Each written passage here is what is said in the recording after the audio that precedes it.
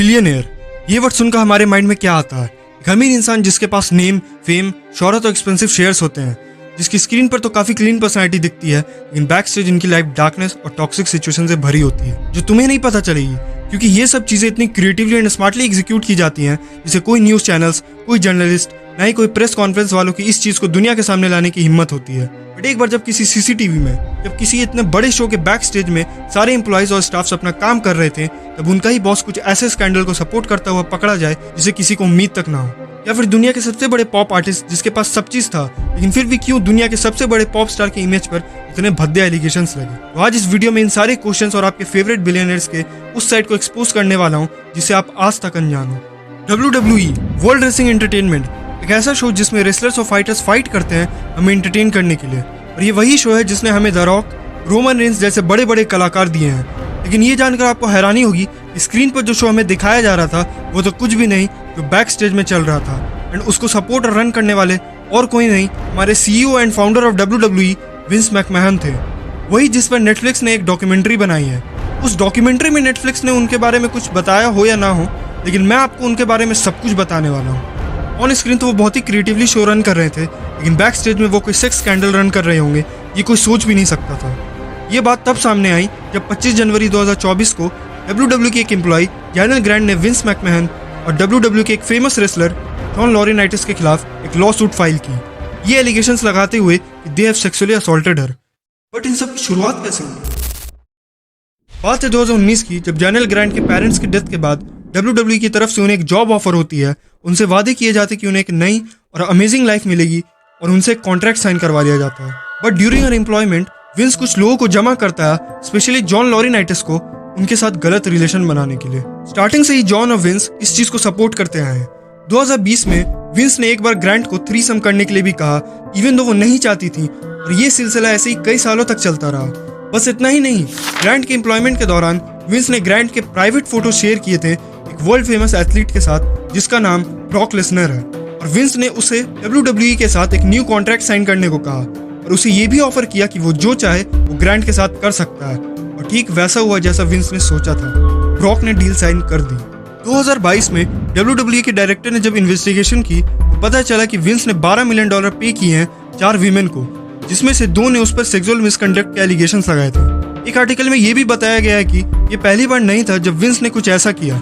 1992 में WWE की referee Rita Chaturvedi ने भी उस पर मिसबिहेव का इल्जाम लगाया था, और 2006 में भी एक सैलो के एम्प्लॉय ने उस पर सेक्सुअली हैरेस करने का इल्जाम लगाया था। ये तो कुछ भी नहीं है। अब मैं आपको ऐसे शख्स के बारे में बताने वाला हूँ जिस पर 100 से भी ज्यादा सेक्सुअल अब्यूज के एलिगेशंस लगे हैं, इंक्लूडिंग 18 मिसबिहेव केस, और हॉलीवुड इंडस्ट्री में लोग इसे गॉड ऑफ ऑस्कर के नाम से भी जानते हैं। मैं बात कर रहा हूँ हॉलीवुड के सबसे बड़े फिल्म प्रोड्यूसर हार्वे विंस्टीन की। जी हाँ, ये वही है जिन्होंने शेक्सपियर इन लव जैसी मूवी बनाई थी, जिसने 7 ऑस्कर अवार्ड्स जीते थे, और आज वही इंसान को पहले 23 साल और फिर 16 साल के लिए सजा सुनाई गई। लेकिन क्यों? आइए जानते हैं थोड़ा डीप में। रिपोर्ट्स के मुताबिक विंस्टन यंग एक्ट्रेस और मॉडल्स को अपने रूम पर बुलाते थे उनके करियर के बारे में डिस्कस करने के लिए, और फिर वो मसाज और सेक्स की डिमांड करता था, और वो ये कहता था कि अगर तुम मेरी मांग पूरी करोगी तो ये तुम्हारे करियर के लिए काफी अच्छा होगा। और उसने अपने इस डिजायर के लिए स्पेशली ग्विनेथ पैल्ट्रो को रिपीटेडली यूज किया। 2020 में उसे दोषी ठहराया गया एक्ट्रेस जेसिका मान के साथ मिसबिहेव करने के लिए, और मिरियम हैली के साथ सेक्सुअली असॉल्ट के लिए। इस चीज के लिए उन्हें 23 साल की सजा सुनाई गई थी, लेकिन उसे कुछ एरर्स की वजह से पलट दिया गया। लेकिन फिर 2023 में एक विक्टिम ने लॉ सूट फाइल की विंस्टन के खिलाफ लॉस एंजल्स के केस में, जिसके बाद विंस्टन को 16 साल के लिए जेल की सजा सुनाई गई एक मिसबिहेव और 2 बार सेक्सुअल असॉल्ट करने के लिए। विकिपीडिया पर इवन लिस्ट भी है उन 100+ लोगों की जिन्होंने विंस्टन पर एलिगेशंस लगाए थे।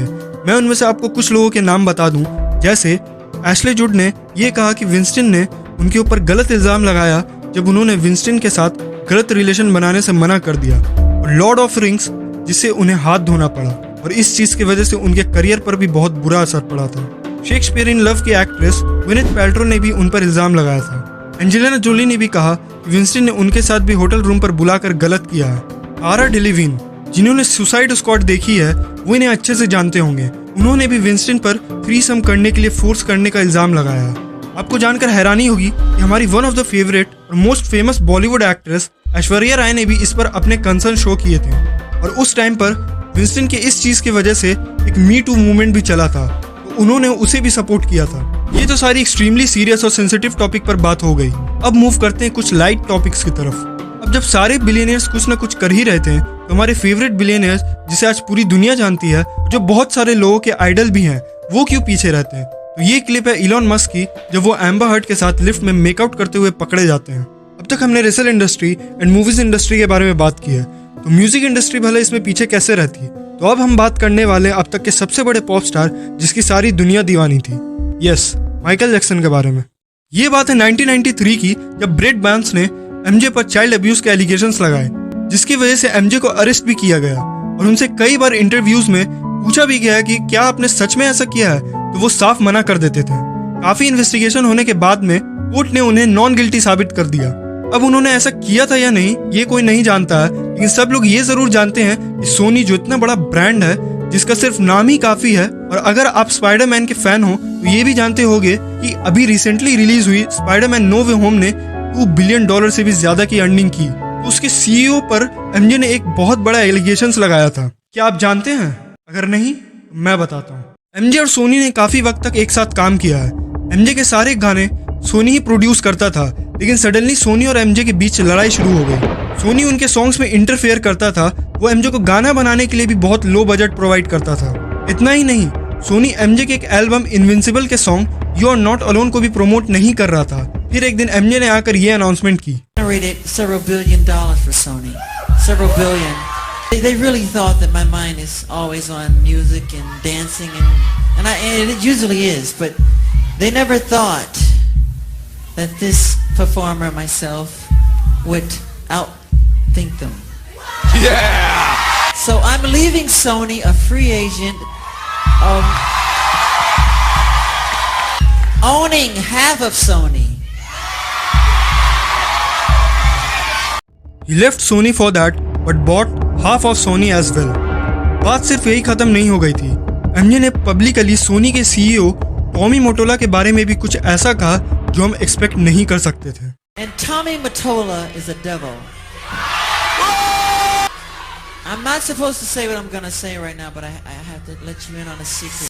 Mariah Carey, after divorcing Tommy, came to me crying. She was crying so badly I had to hold her. She said to me, "This is an evil man. And Michael, this man follows me," she said. "He taps her phones.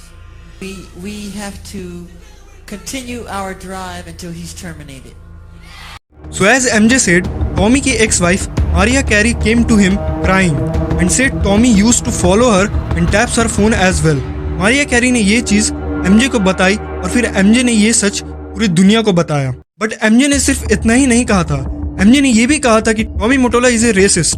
वो black artist को grow होने नहीं देता है, चाहे वो कितना भी अच्छा क्यों ना हो। और ये चीज एमजे भी कहीं ना कहीं रिलेट कर सकते थे क्योंकि वो भी ब्लैक ही थे। तो बस आज के लिए इतना ही। आई होप आपको पता चल गया होगा कि ये बिलियनर जैसे ऑन स्क्रीन दिखते हैं वैसे होते नहीं है। ऑफ स्क्रीन उनकी लाइफ ऐसे डार्कनेस से भरी होती है। और किसी बड़े बुजुर्ग ने कहा है, जैसा दिखता है वैसा होता नहीं है।